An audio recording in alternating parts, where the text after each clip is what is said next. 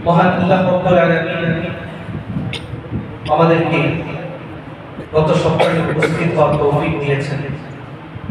আজকেও আমরা উপস্থিত হতে পেরেছি, এজন্য আমরা খুশি। আমরা খুশি কিনা যে মহান রব্বুল আলামিন আমাদেরকে দুনিয়ার অসংখ্য অগণিত বান্দাদের মধ্য থেকে আমরা ইচ্ছে করলে এখানে উপস্থিত হতে পারতাম, আবার ইচ্ছে করলে আমরা এখানে উপস্থিত নাও হতে পারতাম। এখানে এশারের নামাজ আদায় করার মতো আল্লাহর পক্ষ থেকে আমাদেরকে বাধ্য করে দেওয়া হয়নি যে তোমাদেরকে উপস্থিত হতে হবে। তার উপর আমরা স্বেচ্ছায় উপস্থিত হয়েছি। কেন হয়েছে? কেন হয়েছে? আল্লাহর পবিত্র কোরআনে কারীমের তাফসীর শোনার উদ্দেশ্যে। এই তাফসীর শোনার উদ্দেশ্যে আমরা একত্রিত হয়েছি। আল্লাহ পাক রব্বুল আলামিন আমাদেরকে যেন মৃত্যুর আগ পর্যন্ত পবিত্র কোরআনে কারীমের সাথে সম্পর্ক রাখার তৌফিক দান করেন এবং আমাদেরকে প্রত্যেক সপ্তাহে যেন একসাথে একত্রিত হয়ে পবিত্র কোরআনে কারীমের তাফসীর শোনার তৌফিক দান করেন। সকলেই বলি আমিন। গত সপ্তাহে আমরা পবিত্র কোরআনে কারীমের সূরাতুল কাহফের কিছু গুরুত্বপূর্ণ বিষয় আপনাদের সামনে আলোচনা করেছি। যে কয়েকটি বিষয় নিয়ে আলোচনা করেছি এর মধ্যে একটি বিষয় ছিল সূরাতুল কাহফের পরিচিতি। আমাদের মনে আছে, আমরা ভুলে গিয়েছি। পবিত্র কোরআনে কারীমের সূরাতুল কাহফের আয়াত সংখ্যা কত? সবার মনে নাই? আয়াত সংখ্যা কত?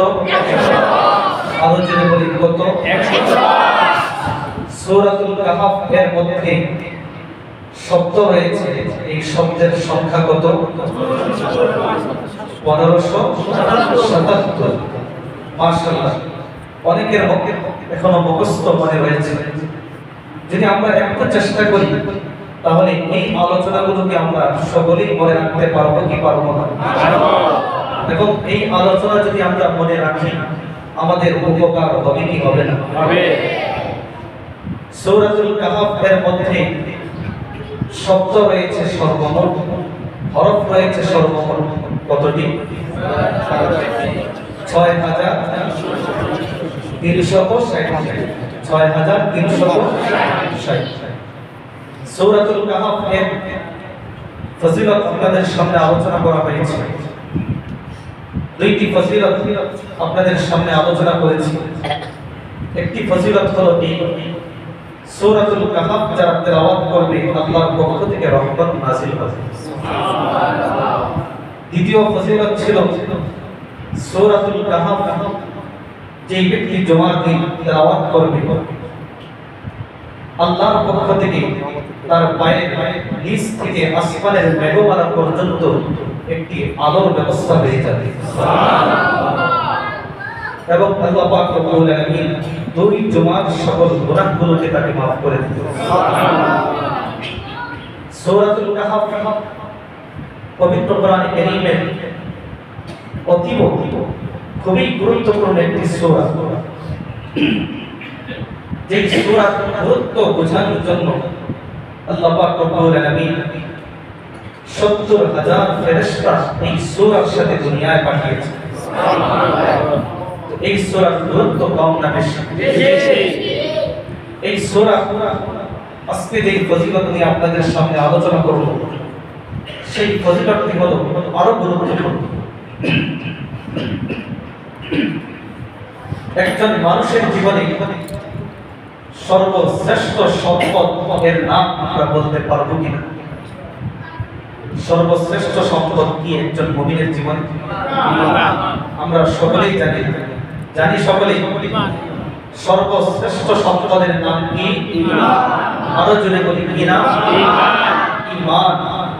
ঈমানের চেয়ে সর্বশ্রেষ্ঠ সম্পদ একজন মুমিনের জীবনে আর কিছু হতে পারে কি পারে না?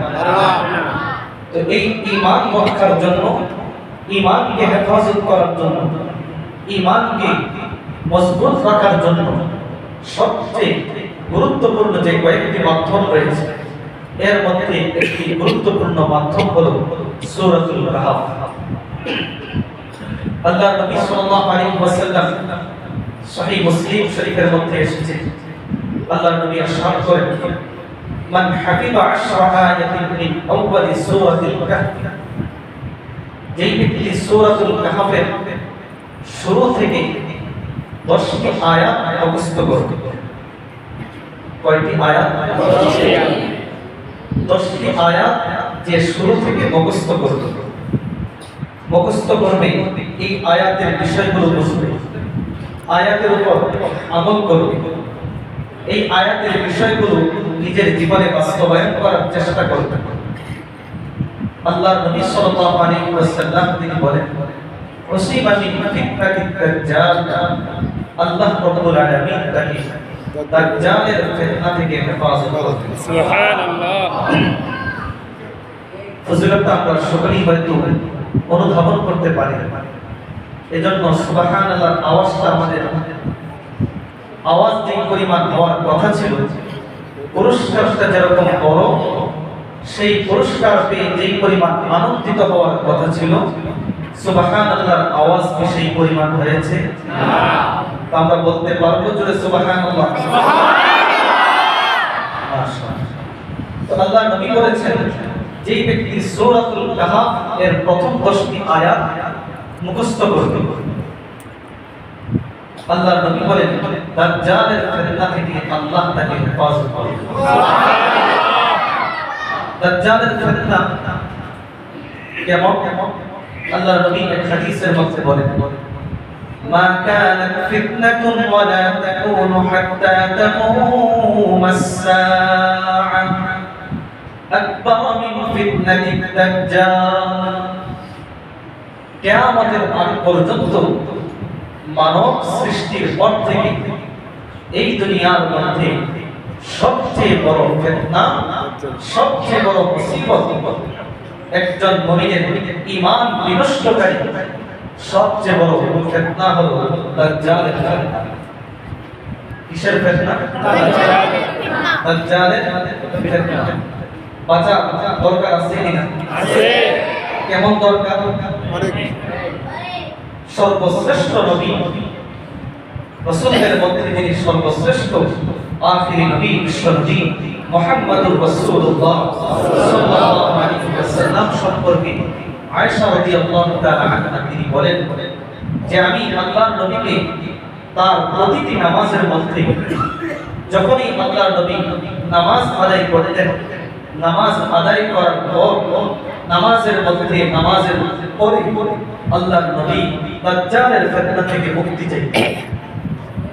তো আল্লাহর নবীর যদি মুক্তির প্রয়োজন হয় দাজ্জালের ফিতনা থেকে, আল্লাহর নবী যদি দাজ্জালের ফিতনা থেকে আশ্রয় চান, আমার আপনার মতো দুর্বল ঈমান মুমিনদের জন্য দাজ্জালের ফিতনা থেকে মুক্তি চাওয়ার প্রয়োজন কম না বেশি হবে?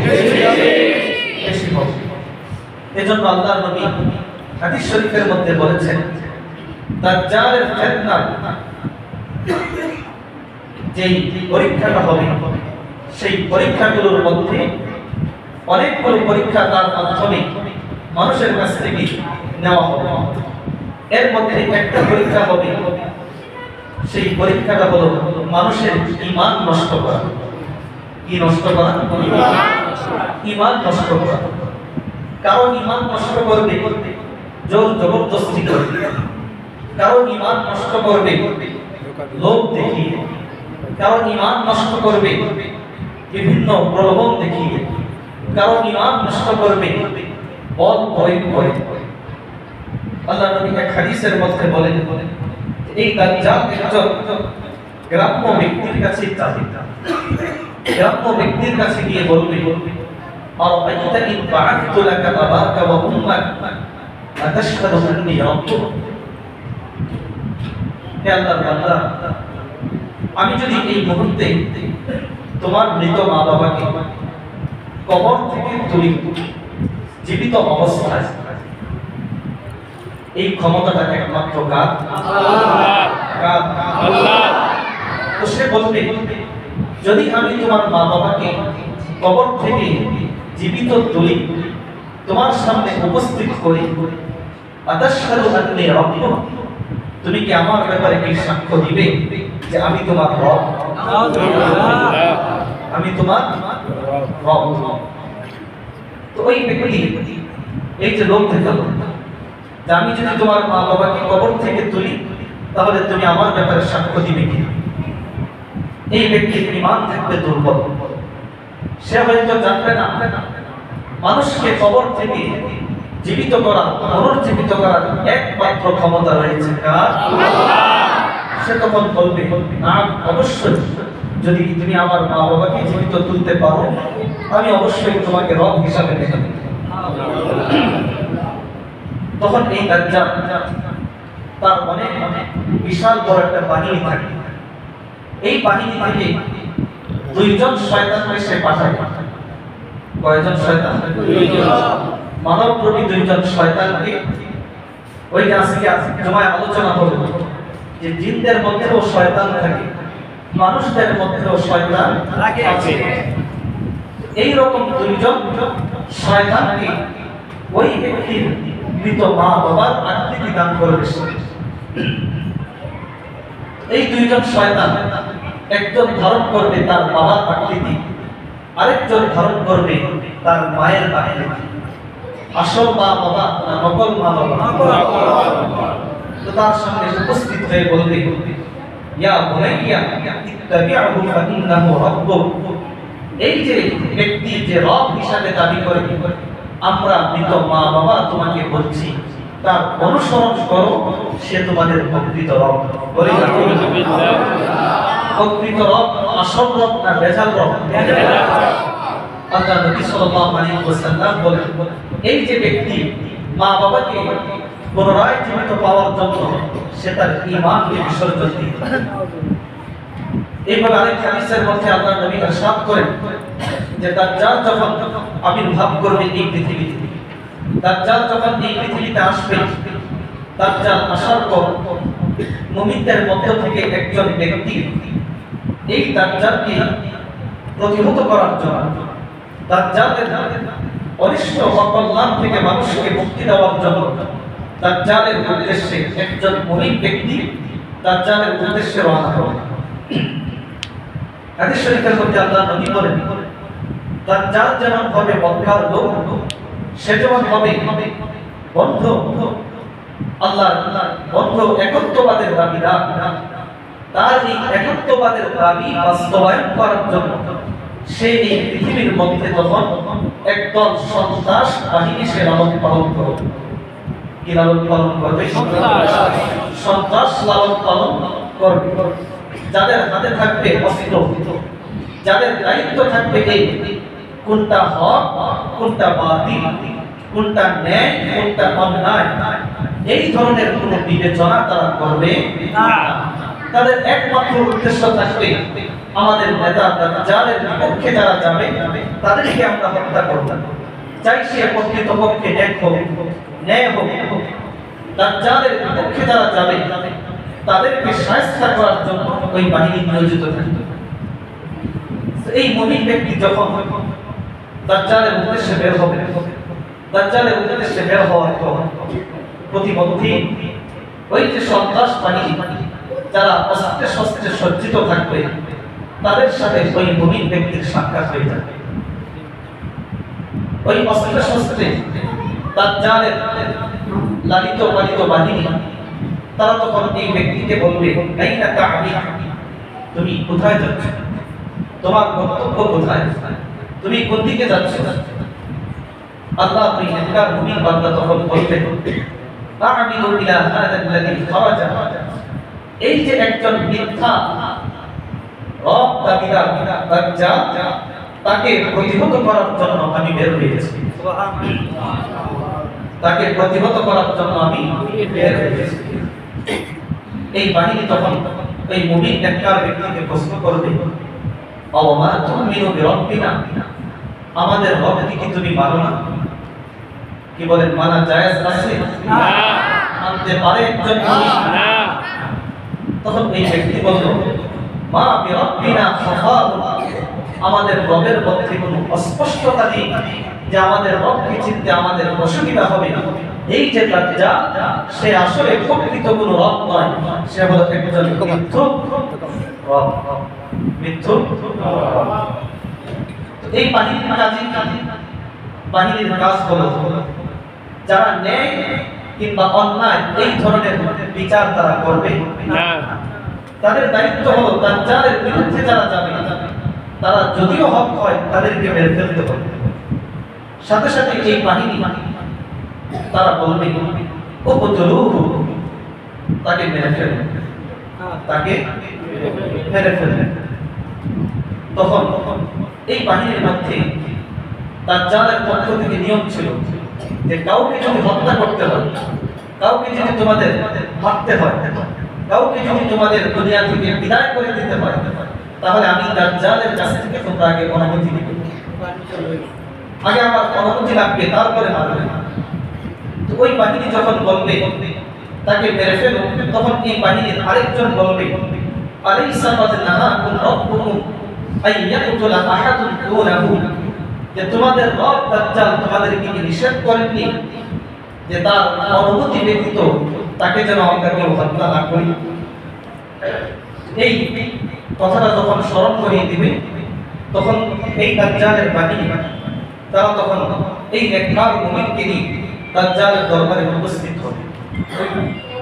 দাজ্জালের দরবারে উপস্থিত যখন হবে, দাজ্জালকে যখন এই মুমিন ব্যক্তি দেখবেন, দেখার সাথে সাথে তিনি বলবেন হাদা দাজ্জাল আল্লাযী যাকারা রাসূলুল্লাহ, এটাই তো হলো সেই দাজ্জাল যার ব্যাপারে আল্লাহর নবী তার হাদিস শরীফের মধ্যে বর্ণনা করে দিয়েছেন। এটাই তো হলো সেই প্রকৃত দাজ্জাল, সুবহানাল্লাহ, এটাই তো হলো সেই প্রকৃত দাজ্জাল। তো দাজ্জাল যখন দাজ্জাল করে পরিচয় দেওয়া হবে, দাজ্জাল তখন রাগান্বিত হয়ে যাবে। রাগান্বিত হয়ে সে তার বাহিনীকে নির্দেশ দিবে তার মাথাটা চূর্ণ বিচূর্ণ করে ফেলবে। খুযুহু ওয়া শুজ্জুহু, তাকে ধরো, তার মাথা চূর্ণ বিচূর্ণ করে ফেলো। এই নির্দেশ দেওয়ার পর বাহিনী ঠিকই মাথায় মারবে, মাথাগুলোকে চূর্ণ বিচূর্ণ করে ফেলা হবে। এতটুকু নির্মমতা দাজ্জালের বাহিনী তখন দেখাবে, কারণ তাদের মধ্যে তো মনুষ্যত্ব নাই। কি বলেন, আছে? মনুষ্যত্ব থাকলে তো সে এইভাবে একজন মুমিনকে মারতে পারে না। তখন সে মাথার মধ্যে মারবে, শুধু এতটুকুই সীমাবদ্ধ নয়, বলবে তাকে এবার চিৎ করে শোয়াও, চিৎ করে শুয়ে বলবে তার পিঠের মধ্যে প্রথমে মারবে। পিঠের মধ্যে যখন মারা শেষ হবে, বলবে এইবার তার পেটের মধ্যে তোমরা আঘাত করতে থাকো। নির্যাতনটা কি সহজ না কঠিন হবে? তো যখন মারা শেষ হবে, দাজ্জালের ধারণা হবে যে সে যত মারবে ওই ব্যক্তি হয়তো ঈমান ছেড়ে দিবে। কিন্তু দাজ্জালের ধারণা নেই যে একজন প্রকৃত মুমিন তার জীবনের মধ্যে যতই নির্যাতন অত্যাচার আসুক, একজন মুমিন কখনো তার ঈমান ছেড়ে দিতে পারে না। একজন মুমিন কখনো তার ঈমান, তার বিশ্বাস, তার একত্ববাদকে বিসর্জন দিতে পারে না। দাজ্জাল তখন এত নির্যাতন করার পর মনে মনে ভাববে হয়তো ব্যক্তি এবার একটু দুর্বল হয়েছে। এইবার দাজ্জাল আবার প্রশ্ন করবে, আওয়ামা তুমিনু বিনা, হে আল্লাহর বান্দা তুমি কি আমাকে বিশ্বাস করো কিনা? হে আল্লাহর বান্দা তুমি কি আমাকে মানো কিনা? আল্লাহর ওই মুমিন বান্দা তখন দাজ্জালকে লক্ষ্য করে বলবেন, হে দাজ্জাল, তুমি মনে মনে ভেবেছো এত নির্যাতন অত্যাচার করার পর হয়তো আমি তোমাকে মেনে নিব, আমি তোমাকে রব হিসাবে মেনে নিব। না না না, নির্যাতন সহ্য করার আগে যেমন তোমাকে দাজ্জাল বলেছি, নির্যাতন সহ্য করার পর তোমাকে দাজ্জাল বলছি। মার খাওয়ার আগে যেমন বলছি, শত নির্যাতন হওয়ার পরও এখনো বলছি, আনতাল মাসীহুল কাযযাব, তুমি হলে একজন মিথ্যুক, তুমি হলে একজন মিথ্যুক। এইবার দাজ্জাল তার দ্বিতীয় নির্যাতন শুরু করবে। দ্বিতীয় নির্যাতন শুরু করতে গিয়ে সে তখন এই ব্যক্তিকে বলবে, দাজ্জাল সে তার বাহিনীকে নির্দেশ দিবে যে তার শরীরটাকে একটা করাতের মাধ্যমে তোমরা দুইটা টুকরা করে ফেলো, দুইটা টুকরা করে ফেলো। দাজ্জালের নির্দেশে তার মাথা থেকে নিয়ে পা পর্যন্ত দুইটা টুকরা করে বিচ্ছিন্ন করে ফেলা হবে।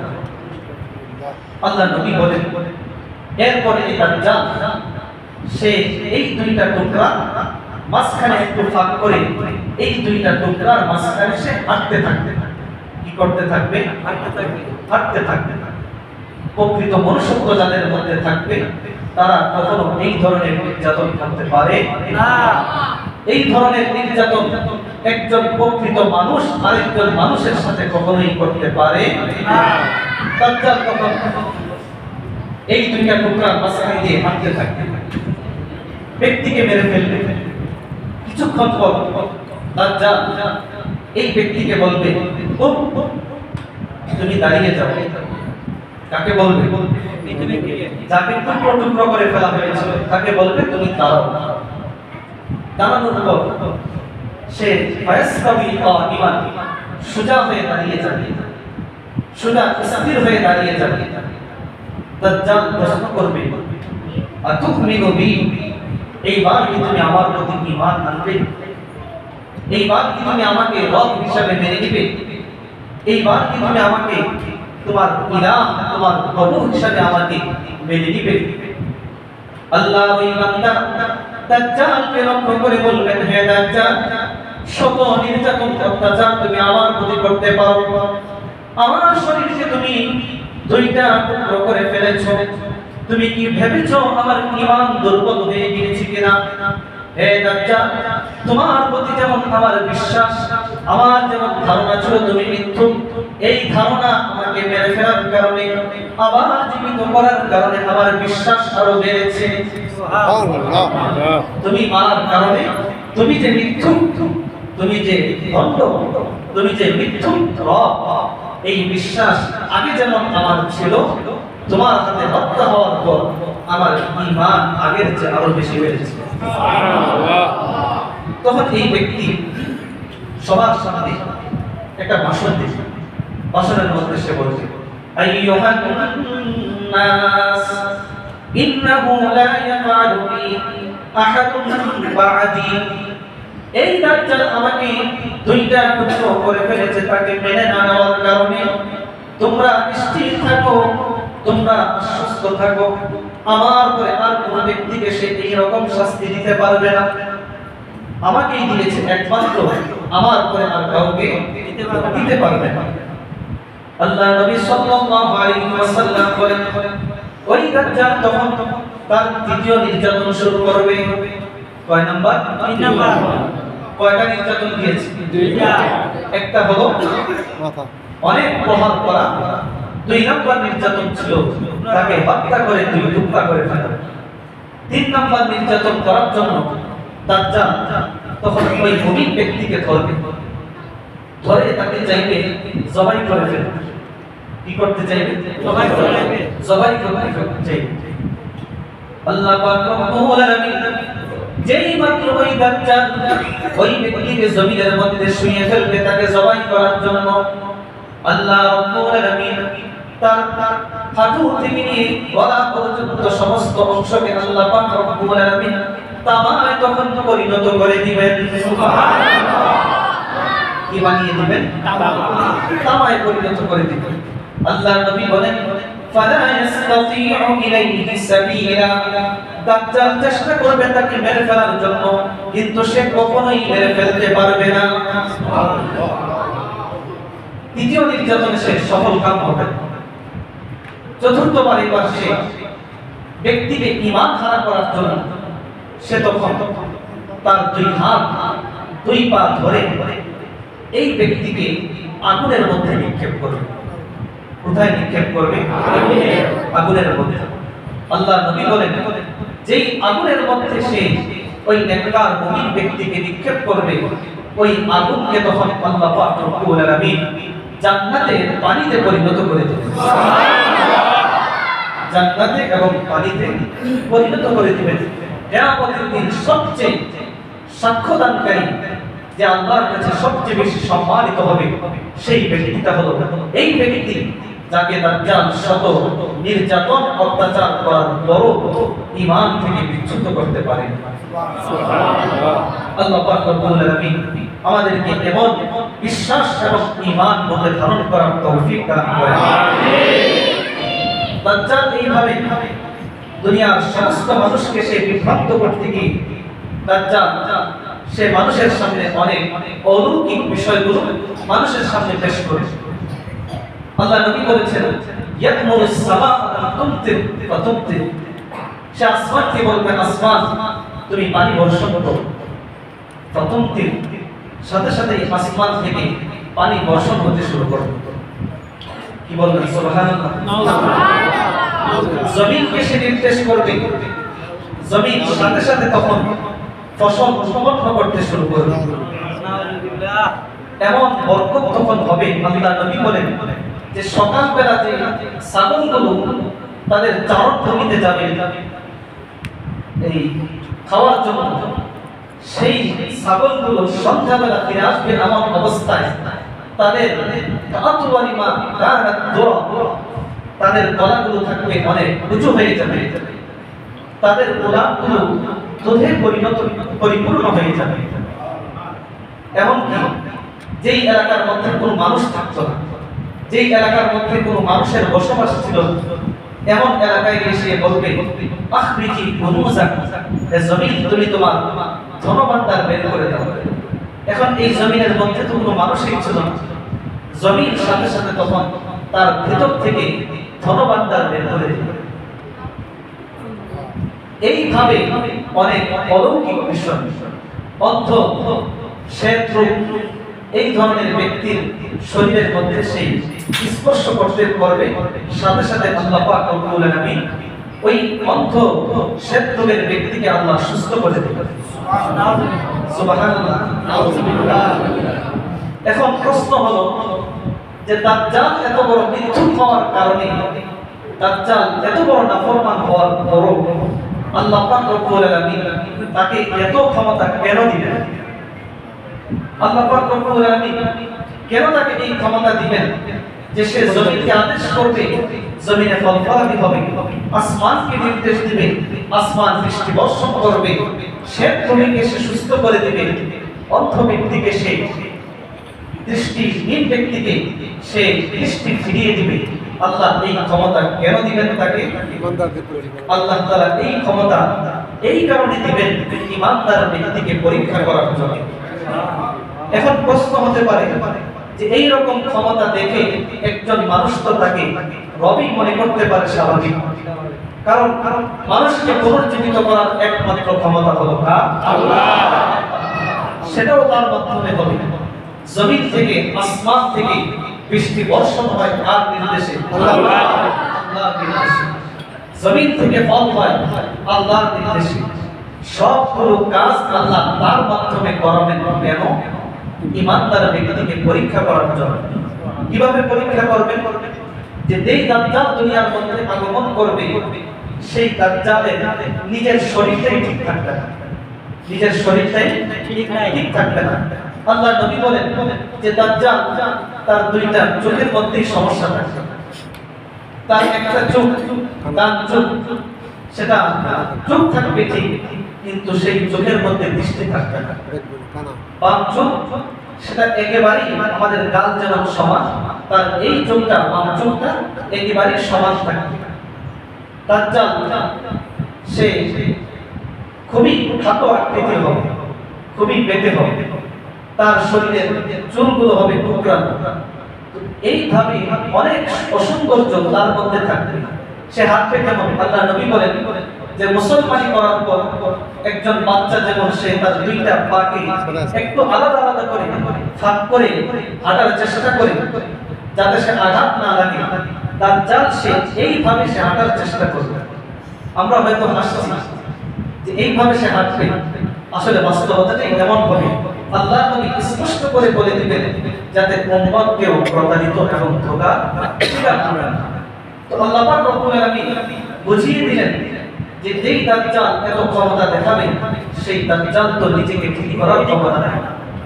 দাজ্জাল যদি সে প্রকৃত রব হতো তাহলে আরেকজনের দৃষ্টি ফিরিয়ে দিবে, এর আগে তো সে নিজের দৃষ্টি ফিরিয়ে আনার কথা। ঠিক কি না? এরপর মানুষ ধোঁকা খাবে কি খাবে না? মানুষ খায় কি খায় না? স্পষ্ট জানে যে যেই জায়গায় গেলে আমার ক্ষতি হতে পারে, তারপর মানুষ ওই জায়গায় যায়। তো আল্লাহ পাক রব্বুল আলামিন দাজ্জালের এই ধরনের ভয়াবহ ফিতনা উল্লেখ করেছেন যে দাজ্জাল মূলত মানুষকে ঈমান হারা করার চেষ্টা করবে। আল্লাহ পাক রব্বুল আলামিন দাজ্জালের এই ফিতনা থেকে মুক্তি পাওয়ার জন্য, নাজাত পাওয়ার জন্য আল্লাহ ব্যবস্থা দিয়ে দিয়েছেন। সেটা হলো সূরাতুল কাহফের 10টি আয়াত মুখস্থ করা। কয়টি আয়াত? 10টি আয়াত। 10টি আয়াত আমরা মুখস্থ করতে পারবো কিনা? ইনশাআল্লাহ। আমরা যদি একটু হিম্মত করে সাহস করি যে আমরা প্রতি সপ্তাহে একটি আয়াত মুখস্থ করব, কি বেশি হবে? কঠিন হয়ে যাবে? পারবো তো ইনশাআল্লাহ। আমরা সকলেই প্রতিজ্ঞা করি ইনশাআল্লাহ আমাদের তাফসীর যতদিন চলবে, তাফসীরের সাথে সাথে প্রত্যেক সপ্তাহে আমরা একটি করে আয়াত মুখস্থ করব। আল্লাহ নবী সাল্লাল্লাহু আলাইহি ওয়াসাল্লাম বলেন যে দাজ্জাল যখন এই ধরনের ফিতনা পরীক্ষা করবে, এই ফিতনা এবং পরীক্ষা থেকে বাঁচার উপায় হলো সূরাতুল কাহফের 10টি আয়াত তেলাওয়াত করা। আল্লাহ নবী হাদিস শরীফের মধ্যে বলেন যে ব্যক্তি সূরাতুল কাহফের প্রথম 10টি আয়াত মুখস্থ করবে, বুঝবে, অনুধাবন করবে, আমল করার চেষ্টা করবে, আল্লাহ পাক রব্বুল আলামিন দাজ্জালের ফিতনা থেকে তাকে হেফাজত করবে। আল্লাহ নবী হাদিস শরীফের মধ্যে ইরশাদ করেন তোমাদের মধ্যে যদি দাজ্জাল চলে আসে, দাজ্জাল যখন চলে আসবে, দাজ্জাল তোমাদের ঈমানকে দূর করে দেওয়ার জন্য, ঈমান নষ্ট করে দেওয়ার জন্য চেষ্টা করবে। তোমরা তখন ঈমানকে হেফাজত করার জন্য দাজ্জাল যখন তোমাদের সামনে আসবে 10টা আয়াত তোমরা দাজ্জালকে তেলাওয়াত করে শুনিয়ে দিবে। কয়টা আয়াত? 10টা আয়াত। ফাইন্নাহা জিওয়ারুকুম মিন ফিতনাতিহি। এই 10টা আয়াত তেলাওয়াত করার সাথে সাথে আল্লাহ পাক রব্বুল আলামিন তার ফিতনা থেকে তোমাদেরকে মুক্তি দিয়ে দিবেন। সুবহানাল্লাহ। আল্লাহ পাক রব্বুল আলামিন আমাদেরকে দাজ্জালের এই ফিতনা থেকে, দাজ্জালের পূর্বে আরো অনেক মিথ্যুক দাজ্জাল এই পৃথিবীতে আগমন করবে, তাদের থেকে আল্লাহ পাক রব্বুল আলামিন আমাদেরকে মুক্ত থাকা, তাদের পরীক্ষা থেকে নিরাপদ থাকার তৌফিক দান করেন। আমিন। এই হলো সংক্ষিপ্তভাবে আপনাদের সামনে সূরাতুল কাহফের কয়েকটি ফজিলত আপনাদের সামনে পেশ করা হয়েছে। সূরাতুল কাহফ, এই সূরাতুল কাহফ অবতীর্ণ করা যে আল্লাহ পাক রব্বুল আলামিন এই সূরাতুল কাহফ কেন অবতীর্ণ করলেন? পবিত্র কোরআনে কারীমে কিছু আয়াত কিংবা কোন সূরা রয়েছে এমন যে সূরাগুলো, যে আয়াতগুলো আল্লাহ পাক রব্বুল আলামিন বিশেষ অবস্থার পরিপ্রেক্ষিতে, বিশেষ অবস্থার প্রেক্ষাপটে কোন প্রশ্ন কাফের মুশরিকদের পক্ষ থেকে এসেছিল কিংবা কোন ঘটনা সংঘটিত হয়েছে, সেই ঘটনার সমাধান দেওয়ার জন্য, প্রশ্নের জবাব দেওয়ার জন্য কিংবা কাফের মুশরিকদের কোন প্রশ্নের জবাব দেওয়ার জন্য আল্লাহ পাক রব্বুল আলামিন বিশেষ পরিপ্রেক্ষিতে বিশেষ আয়াত কিংবা কখনো সূরা অবতীর্ণ করেছেন। সেই অবস্থাটাকে বলা হয় তাফসীরের পরিভাষায় শানে নুজুল। কি বলে? শানে নুজুল। এই সূরাতুল কাহফ 110টি আয়াত আল্লাহ পাক রব্বুল আলামিন অবতীর্ণ করেছিলেন বিশেষ একটি প্রেক্ষাপটে। সেই প্রেক্ষাপটটি আমাদেরকে সর্বপ্রথম আপনাদের সামনে উল্লেখ করব। রাসূল কারীম সাল্লাল্লাহু আলাইহি ওয়াসাল্লাম যখন তিনি মক্কায় দাওয়াত দিতে শুরু করলেন, তো মক্কার কাফের মুশরিকরা আল্লাহর নবীকে বিভিন্ন ভাবে তারা বাধাগ্রস্ত করার চেষ্টা করেছে, আল্লাহর নবীকে তারা আটকিয়ে দেওয়ার চেষ্টা করেছে, আল্লাহর নবীকে তারা সব সময় চাইতো যেন আল্লাহর নবীর চেহারা মানুষের সামনে মলিন হয়ে যায়। এই ধরনের বিভিন্ন চেষ্টা তারা সব সময় করত। তো তারই পরিপ্রেক্ষিতে মক্কার সমস্ত কাফের মুশরিক তাদের একটা 25 জনের দল ছিল। কয়জনের? 25 জন। এই 25 জন মিলে মুহাম্মদ সাল্লাল্লাহু আলাইহি ওয়াসাল্লামের ব্যাপারে তারা সব সময় সিদ্ধান্ত নিত যে তাকে কি করা যায়, তাকে কিভাবে বাধাগ্রস্ত করা যায়, ক্ষতিগ্রস্ত করা যায়। এই 25 জন মিলে একটা সিদ্ধান্ত নিত। তো মক্কার কাফের মুশরিকরা একবার তারা সিদ্ধান্ত নিল যে মুহাম্মদ সাল্লাল্লাহু আলাইহি ওয়াসাল্লামের ব্যাপারে আমরা মক্কার বাহির থেকে অর্থাৎ মদিনার কিছু ইহুদি আলেম, ইহুদি পণ্ডিত, তাদের কাছ থেকে আমরা মুহাম্মদ সাল্লাল্লাহু আলাইহি ওয়াসাল্লামের ব্যাপারে জানার চেষ্টা করব। তো এই উদ্দেশ্যে তারা সবাই তো আর যেতে পারবে না, সবাই যেতে পারবে না, এই জন্য তারা দুইজন ব্যক্তিকে মনোনীত করত।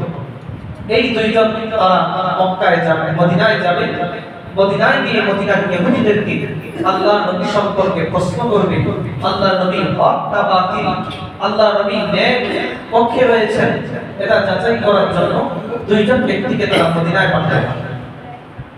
এই দুইজন ব্যক্তি কারা হবে তারা খুব চিন্তা ভাবনা করে এমন দুইজন ব্যক্তিকে তারা নির্বাচন করেছে যেই দুইজন ব্যক্তি আল্লাহর নবী চিরদুশমন ছিল।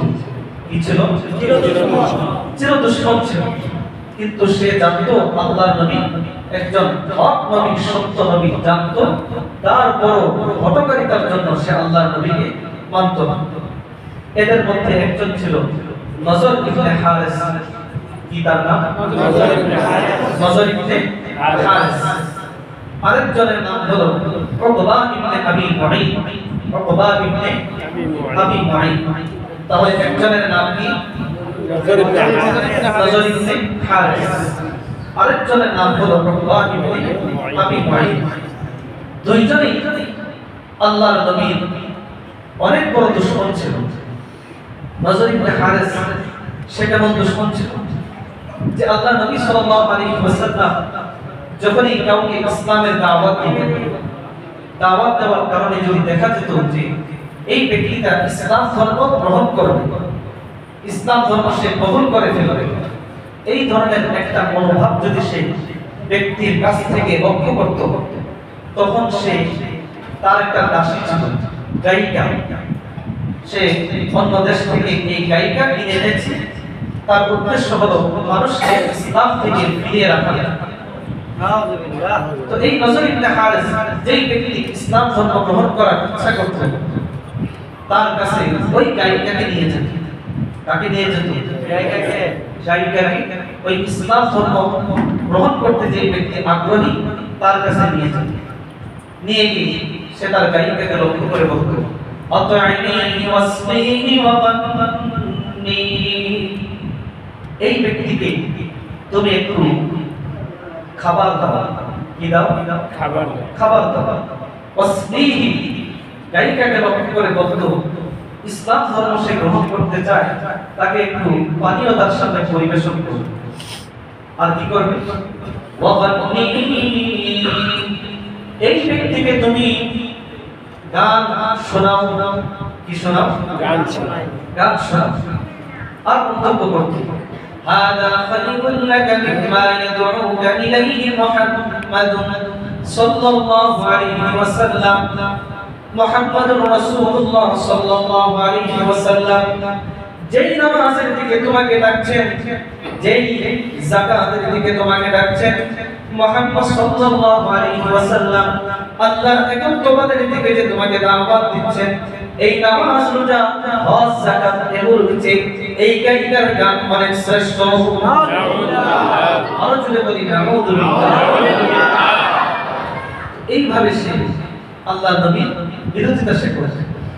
আল্লাহর নবী যখন একটা মজলিসের মধ্যে মানুষকে উপদেশ দিতেন, নসিহত করতেন, তখন এই নজর ইবনে হারিস আল্লাহর নবী উঠে যেতেন, সাথে সাথে সে আল্লাহর নবীর ওই মজলিসে আসতেন, এসে বলতো, আনা আহসানু হাদিসান মিনহু, আমি এই মুহাম্মদের চেয়ে সুন্দর করে কথা বলতে পারি।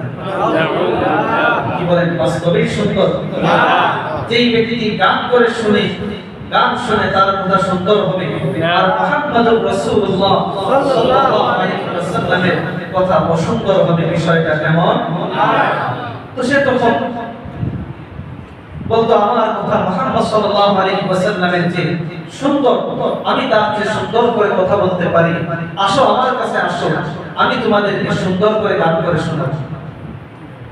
এইভাবে সে আল্লাহর নবীর বিরোধিতা সে করছে। আর আরেকজন ছিল উকবা ইবনে আবি মুআইদ, সে আল্লাহর নবীকে শারীরিকভাবে সব সময় নির্যাতন করত। নজর ইবনে হারিস সে করত আল্লাহর নবীর উপর মানসিকভাবে আল্লাহর নবীকে সে কষ্ট দিত। আর উকবা ইবনে আবি মুআইদ সে আল্লাহর নবীর কষ্ট দিত, এত চরম হতভাগা ছিল সে আল্লাহর নবীর শরীরের উপর সে আঘাত করত। এমন এসেছে সহিহ বুখারীর মধ্যে, আল্লাহর নবী সাল্লাল্লাহু আলাইহি ওয়াসাল্লাম একদিন নামাজ পড়ছেন। নামাজ যখন পড়ছেন, এই উকবা ইবনে আবি মুআইদ একটা কাপড় এনে আল্লাহর নবীর গলার মধ্যে সে পেঁচিয়ে দিয়েছে। আল্লাহর নবী সাল্লাল্লাহু আলাইহি ওয়াসাল্লাম তিনি নামাজ পড়ছেন, আবু বকর সিদ্দিক রাদিয়াল্লাহু তাআলা আনহু তিনি লক্ষ্য করলেন আল্লাহর নবী তিনি নামাজ পড়েন আর এই উকবা ইবনে আবি মুআইদ আল্লাহর নবীর গলার মধ্যে কাপড় পেঁচিয়ে ফেলেছে। আল্লাহর নবীর শ্বাস বন্ধ হয়ে যাবে, আল্লাহর নবীর শ্বাস রুদ্ধ হয়ে যাবে। এই অবস্থা দেখে আবু বকর সিদ্দিক রাদিয়াল্লাহু তাআলা আনহু আল্লাহর নবীর কাছে এসে আল্লাহর নবীর গলার কাপড়টা তিনি খুলে দিয়েছেন। এইভাবে উকবা ইবনে আবি মুআইদ এবং নজর ইবনে হারিস আল্লাহর নবীর সব সময় দুশমনি করত। তাফসীরের কিতাবের মধ্যে এসেছে নজর ইবনে হারিস সম্পর্কে আল্লাহ পাক রব্বুল আলামিন পবিত্র কোরআনে কারীমের 10টিরও বেশি আয়াত নাযিল করেছেন। কয়টিরও বেশি আয়াত? 10টিরও বেশি আয়াত আল্লাহর নবীর বিরোধিতা করতে গিয়ে নজর ইবনে হারিস যা বলেছে আল্লাহ তার জবাব দিতে গিয়ে কোরআনের 10টিরও বেশি আয়াত নাযিল করেছে। তো এই দুইজন ব্যক্তিকে তারা মদিনায় পাঠিয়ে দেন। কাদের কাছে পাঠিয়েছে? মদিনা ইহুদিদের কাছে। ইহুদি ধর্মের আলেম। তারা কেমন ছিল আলেম? আল্লাহ পাক রব্বুল আলামিন তাদের সম্পর্কে পবিত্র কোরআনে কারীমের মধ্যে বলেছেন, الذين آتيناهم الكتاب يعرفونه كما يعرفون أبناءهم। মানুষ যেমন তাদের সন্তানকে চেনে, কম না বেশি? মানুষ যেমন তাদের সন্তানকে চেনে, ইহুদি ধর্মের আলেমরা ইহুদিরা আল্লাহর নবীকে ঠিক তেমনই চিনত। সন্তানকে যেমন তার পিতা চেনে, আল্লাহ নবীকে ইহুদিরা ঠিক তেমনই চিনত, অনেক বেশি চিনত। তো এই দুইজন মক্কার কাফের মুশরিকদের পক্ষ থেকে মদিনার ইহুদিদের আলেমদের কাছে গিয়ে প্রশ্ন করলো, তাদের কাছে গিয়ে তাদের এই আবেদন পেশ করলো যে আমাদের মক্কার মধ্যে একজন ব্যক্তি নবী দাবি করেন, তার সম্পর্কে আমরা সঠিক ধারণা আমাদের নেই। তোমাদের উপর আল্লাহ পাক রব্বুল আলামিন কিতাব অবতীর্ণ করেছেন, আল্লাহ তোমাদেরকে কিতাব দিয়েছেন, সেই কিতাবের মধ্যে মুহাম্মদ সাল্লাল্লাহু আলাইহি ওয়াসাল্লাম সম্পর্কে হয়তো কিছু বিবরণ থাকবে, এমন কিছু নিদর্শন, এমন কিছু আলামত তার সম্পর্কে আমাদেরকে বলে দাও যে নিদর্শনগুলোর মাধ্যমে আমরা তাকে চিনতে পারি। এই আবেদন যখন তারা পেশ করলো, নজর ইবনে হারিস এবং উকবা ইবনে আবি মুআইদ পেশ করার পর মদিনার ওই ইহুদি ধর্মের আলেমরা এই নজর ইবনে হারিস এবং উকবা ইবনে আবি মুআইদকে বলল, সালুহু আন হালাতি, মুহাম্মদকে গিয়ে তোমরা তিনটা প্রশ্ন করবে। কয়টা প্রশ্ন? তিনটা। কয়টি প্রশ্ন? তিনটা প্রশ্ন করবে। না কোনরকম বিহীন না, যেই প্রশ্নগুলো আমরা তোমাদেরকে শিখিয়ে দেব। ফাইন আখবারাকুম বিহিন্না ফাহুয়া নাবিয়্যুন মুরসালুন। যদি তিনি তোমাদের এই তিনটা প্রশ্নের জবাব দিতে পারেন, তাহলে তোমরা ধরে নিবে, তোমরা বিশ্বাস করে নিবে তিনি বাস্তবেই একজন রাসূল এবং নবী। সুবহানাল্লাহ। বাস্তবেই তিনি একজন নবী এবং রাসূল। ওয়া ইল্লাম ইয়াফআল, আর যদি তিনি এই তিনটি প্রশ্নের জবাব দিতে না পারেন, তাহলে ফাররাজুল মুতাকাওবিলুন, তাহলে তোমরা ধরে নিবে, বিশ্বাস করে নিবে এই ব্যক্তি আসলে নবী নয়, নিজের পক্ষ থেকে বানিয়ে কথা বলে। তো নজর ইবনে হারিস উকবা ইবনে আবি মুআইদকে তিনটা প্রশ্ন দেওয়া হলো। প্রথম প্রশ্ন, ওই সকল যুবক কারা যারা জালেম বাদশা থেকে মুক্তি পাওয়ার জন্য, ঈমান রক্ষা করার জন্য গুহায় আশ্রয় গ্রহণ করেছিল, এই সকল যুবক তারা কারা? দুই নম্বর প্রশ্ন, ওই ব্যক্তিকে যুলকারনাইন তার পরিচয় কি, যিনি পৃথিবীর শুরু থেকে নিয়ে শেষ পর্যন্ত সফর করেছেন, এই ব্যক্তি সম্পর্কে তোমরা জানতে চাইবে। তাহলে প্রথম প্রশ্ন হলো যুবকদের সম্পর্কে। দ্বিতীয় প্রশ্ন হলো ওই ব্যক্তিকে যুলকারনাইন যিনি পুরো পৃথিবী সফর করেছেন। তিন নম্বর প্রশ্ন আগে রূহ সম্পর্কে প্রশ্ন করবে, যে রূহ মানুষের মধ্যে থাকলে মানুষ জীবিত, মানুষ থেকে বের হয়ে গেলে ওই মানুষ হয়ে যায় মৃত। তো এই তিনটা বিষয় আল্লাহর নবী তার অনেক আগে দুইটা বিষয় সংঘটিত হয়েছে, যুলকারনাইন, আরেকটা হলো আসহাবুল কাহাফ অর্থাৎ গুহাবাসী, আর আরেকটা হলো রূহ যেটা প্রত্যেক মানুষের সাথে থাকে।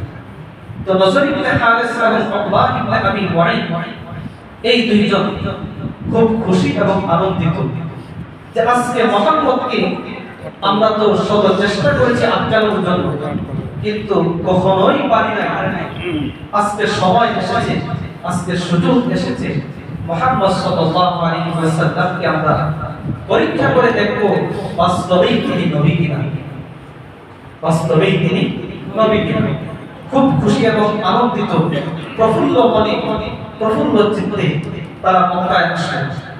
এসে তাদের নেতাদের সামনে এই তিনটা প্রশ্ন পেশ করে বলল, এই তিনটা প্রশ্ন সম্পর্কে মুহাম্মদকে জিজ্ঞাসা করে জবাব দিতে পারলে প্রকৃত নবী, জবাব দিতে না পারলে সে প্রকৃত নবী হতে পারবে না।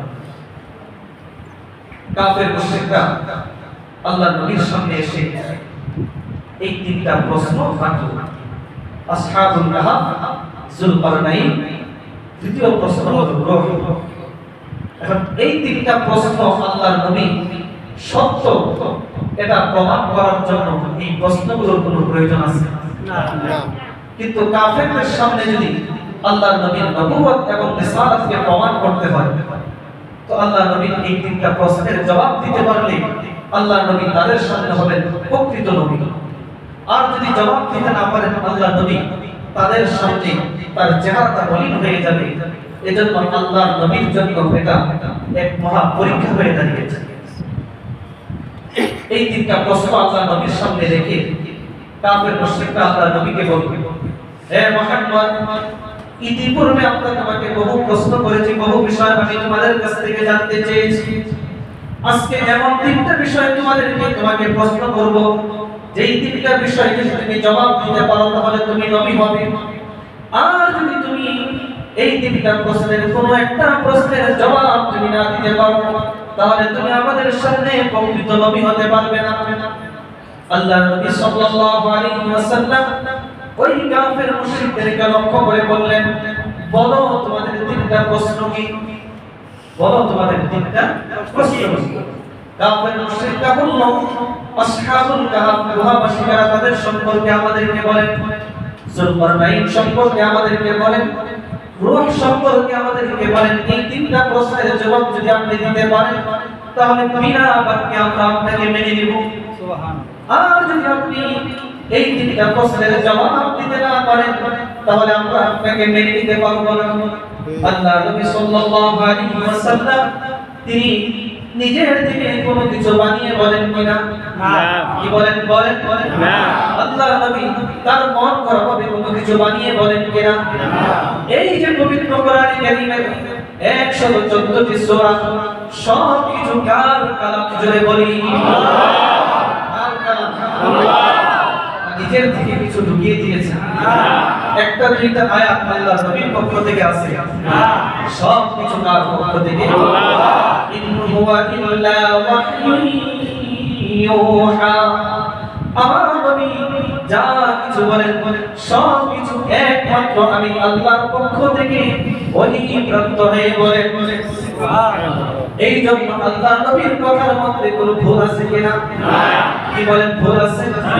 সব কিছু কার পক্ষ থেকে আসে? নাযালা বিহির রূহুল আমিন। এমন একজন ফেরেশতা নিয়ে আসেন যিনি হলেন বিশ্বস্ত। তো আল্লাহ নবী এমন ছিলেন যে তিনি নিজের পক্ষ থেকে কোনো কিছু বানিয়ে বলতেন। আল্লাহ নবী কাফের মুশরিকদেরকে লক্ষ্য করে বললেন, তোমাদের তিনটা প্রশ্ন আমি বুঝতে পেরেছি, এই তিনটা প্রশ্ন আমি নিজের পক্ষ থেকে দিতে পারবো না, নিজের পক্ষ থেকে দেওয়ার ক্ষমতাও আমার নেই। এই তিনটা বিষয়, একটা হলো জানেন একমাত্র আল্লাহ তাআলা আসহাবুল কাহাফ অনেক পূর্বে সংগঠিত হয়েছে, সেটাও আমি জানি না। যুলকারনাইন তিনিও আমার যুগের কোনো মানুষ হয়ে যে আমি বলে দিব সব কিছু আমার জ্ঞানের বাহিরে, সবকিছু আমার জ্ঞানের বাহিরে।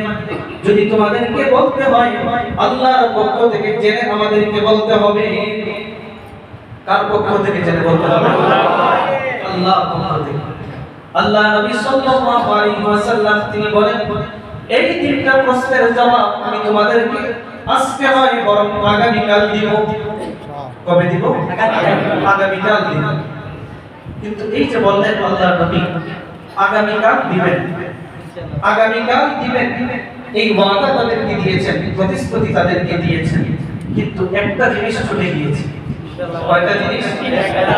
কয়টা জিনিস? সেটা কি? ইনশাআল্লাহ। অর্থ হলো আমার কোনো কিছু করার ক্ষমতা নেই, আমি তখনই পারবো যদি আল্লাহ চান। আল্লাহ নবী সাল্লাল্লাহু আলাইহি ওয়াসাল্লাম এই কথাটা যখন বললেন ইনশাআল্লাহ বলতে আল্লাহ নবী ভুলে গিয়েছেন, কিন্তু ওয়াদা করেছেন আগামীকাল দিবেন।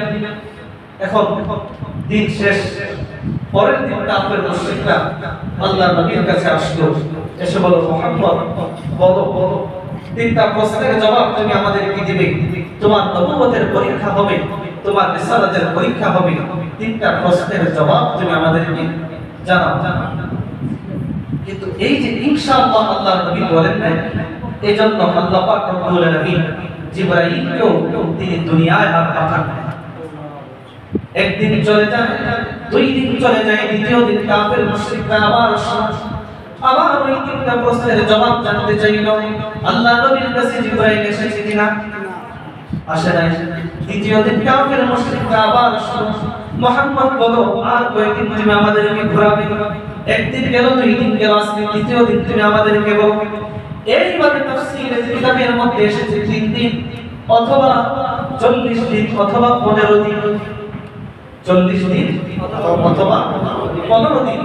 আল্লাহ নবী শুধু তাদেরকে ওয়াদা দেন যে আজকে নয়, জিবরাইল আজকে আসেন নাই, আগামীকাল তোমাদেরকে আমি তোমাদের তিনটা প্রশ্নের জবাব দেব। কিন্তু এই 15 দিনের, 3 দিনের অথবা 40 দিনের কোনো একদিনও আল্লাহ নবী ইনশাআল্লাহ বলেন না। কেন বলেন না? ঘটনাটা ঘটিয়েছেন কে? আল্লাহ উম্মতকে শিক্ষা দেওয়ার জন্য। আল্লাহ নবী সাল্লাল্লাহু আলাইহি ওয়াসাল্লাম 40 দিন পর্যন্ত যখন চলে গেল, কোনো জবাব আসে না। কাফের মুশরিকরা বলতে শুরু করে দিল, ওয়াদানা মুহাম্মাদুন গাদান, মুহাম্মদ শুধু আগামীকালের কথা বলে। এইভাবে 15 দিন অথবা 40 দিন চলে গেল, কোনো জবাব সে আমাদেরকে এখনো দিতে পারে নাই। যেই জিবরাইলের কথা সে বলে, সেই জিবরাইল তার সাথে নাই, তার রব তার সাথে নাই, তার রব তাকে ছেড়ে চলে গিয়েছে। আছেন কি নাই? আছে। আল্লাহ নবীকে আল্লাহ ছেড়ে দিয়েছেন না? আছেন। আছে। আল্লাহ নবী সাল্লাল্লাহু আলাইহি ওয়াসাল্লামের চেহারাটা তখন মলিন হয়ে গেল, চেহারাটা একটু মলিন হয়ে গেল। মক্কার কাফের মুশরিকরা বলতে শুরু করে দিল যে মুহাম্মদের পরীক্ষা আজকে চূড়ান্ত পরীক্ষা হয়ে যাবে। একে একে সে আমাদেরকে ওয়াদা দিল, কিন্তু এখনো কোনো প্রশ্নের জবাব আসে না। আল্লাহ পাক রব্বুল আলামিন 15 দিন অথবা 40 দিন জবাব দেওয়ার পর সূরাতুল কাহফ 110টি আয়াত তেলাওয়াত, 110টি আয়াত দিন কয় হাজার ফেরেশতা? 70,000। কয় হাজার ফেরেশতা?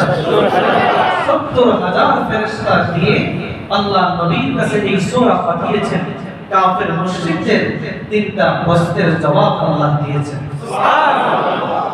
আর সতর্ক করে দিয়েছেন আমাদের সূরাতুল কাহফের মধ্যে আসবে ভবিষ্যতে যখন কোনো কাজের ওয়াদা আপনি করবেন ইনশাআল্লাহ বলে ইনশাআল্লাহ বলা ছাড়া আপনি কোনো ওয়াদা করবেন না। ইনশাআল্লাহ না বলা আমরা তো মনে করি যে ইনশাআল্লাহ বললাম না বললেই কি না বলা ছাড়াও তো আমাদের অনেক কাজ হয়ে যাবে। আবার না বললেই কি কিংবা ইনশাআল্লাহ যে ছুটে সেটাও কিন্তু আমরা অনেক সময় অনুধাবন করি না। আল্লাহর নবীকে কাফের মুশরিকরা কষ্ট দিবে, নির্যাতন করবে, আল্লাহ নবীর চেহারাটা মলিন হবে, এটা আল্লাহ কখনো চান না। আল্লাহর নবীর কাছে কাফের মুশরিকরা যতই অসম্ভব বিষয় দাবি করেছে আল্লাহ পাক রব্বুল আলামিন সেটা বাস্তবায়ন করে দেখিয়েছেন। কি দেখিয়েছেন? তারা আল্লাহর নবীকে বলেছিল চারটা দুই টুকরা করে দেখা। আল্লাহর নবী আল্লাহ পাক রব্বুল আলামিন চাঁদনী রাত্রিতে আল্লাহর নবী হাত দ্বারা আঙ্গুল দ্বারা ইশারা করেছেন, তাদের চাঁদ দুই টুকরা হয়ে গিয়েছে। সুবহানাল্লাহ। কাফের মুশরিকরা আল্লাহর নবীকে চেয়েছিল আল্লাহর নবীকে আটকে দেওয়ার জন্য, কিন্তু আল্লাহ পাক রব্বুল আলামিন এই সুযোগ কাফেরদেরকে দেন নাই। কিন্তু আজকে দুনিয়ার অসম্ভব কোনো বিষয় নয়, শুধুমাত্র তিনটা প্রশ্নের জবাব জিবরাইল আসবেন আর দিয়ে যাবেন। কোনো কঠিন বিষয় নয়, জিবরাইল আসেন প্রতিদিন, কোরআনের আয়াত অবতীর্ণ করেন, কিন্তু একটা মাত্র ইনশাআল্লাহ বাক্য না বলার কারণে আল্লাহর নবীর চেহারাটা মলিন হতে শুরু করলো। আল্লাহর নবী কাফের মুশরিকরা বলতে শুরু করলো যে মুহাম্মদ আমাদেরকে ওয়াদা দেয় কিন্তু তার রক্ত তাকে তার কাছে আসে না। তো আল্লাহ পাক রব্বুল আলামিন কেন করলেন? উম্মতকে সতর্ক করার জন্য। কেন করেছেন? উম্মতকে সতর্ক করার জন্য। এজন্য আমরা ইনশাআল্লাহ ভবিষ্যতের কোন কাজ যখন আমরা ওয়াদা করব ইনশাআল্লাহ পরে আল্লাহর উপর সেটাকে আমরা ন্যস্ত করে দেব। আমার কোনো ক্ষমতা নেই, আমি পারব তখনই যদি আল্লাহ চান। ওমা তাশাউনা ইল্লা বিল্লাহ। আল্লাহর চাওয়া ব্যতীত তোমরা কোনো কিছু চাইতে পারবে না, সেটা বাস্তবায়ন করতে পারবে না। আল্লাহ পাক রব্বুল আলামিন আমাদেরকে এই বিষয়গুলো মনে রাখার তৌফিক দান করেন। ইনশাআল্লাহ আগামী সপ্তাহে আমাদের পবিত্র কোরআন কারীমের সূরাতুল কাহফ এর প্রথম আয়াত থেকে তাফসীর শুরু হবে। শানে নুজুল আমরা শুনেছি, ইনশাআল্লাহ আগামী তাফসীরে সূরাতুল কাহফের প্রথম আয়াত থেকে নিয়ে ধারাবাহিকভাবে তাফসীর শুরু হবে ইনশাআল্লাহ। আজকের এই উপস্থিতি আমরা আগামী